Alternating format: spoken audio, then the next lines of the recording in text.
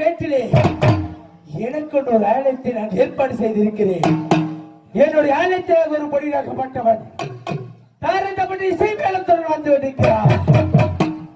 இதோ நான் இவனை விடமாட்டேன். நான் வைத்திருக்கும் சோழத்தை கஞ்சில் கொண்டு